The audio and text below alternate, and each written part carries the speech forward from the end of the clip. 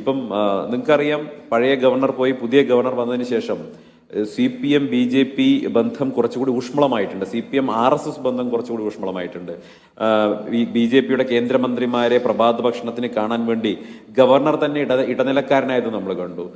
ഗവർണറെ ദേശാഭിമാനിയിൽ ലേഖനം എഴുതി CPMന്റെ സംസ്ഥാന സെക്രട്ടറി പുകഴ്ത്തുന്നു. ഏത് ഗവർണറെ?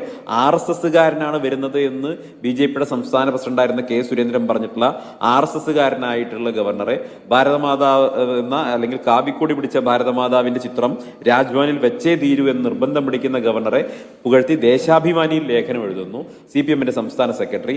അങ്ങനെ RSS CPM ബാന്ധവത്തിന് ഇടനിലക്കാരനായി കേരളത്തിന്റെ ഗവർണർ മാറിയിട്ടുള്ള ഒരു സാഹചര്യം നിലവിലിരിക്കെ CPMന്റെ പ്രമുഖ നേതാവ് അതല്ലെങ്കിൽ പോളിറ്റ് ബ്യൂറോ മെമ്പറും കേരളത്തിലെ മുഖ്യമന്ത്രിയുമായിട്ടുള്ള പിണറായി വിജയൻ ഇക്കാര്യത്തിൽ ഒരു അഭിപ്രായം പറയുന്നില്ല, ഗവർണറുടെ നടപടിയെ വിമർശിക്കുന്നില്ല എന്നുള്ളത് തന്നെ ഇവരുടെ ബാന്ധവത്തിന്റെ വ്യക്തമായിട്ടുള്ള സൂചനയായിട്ട് നമുക്ക് കാണാൻ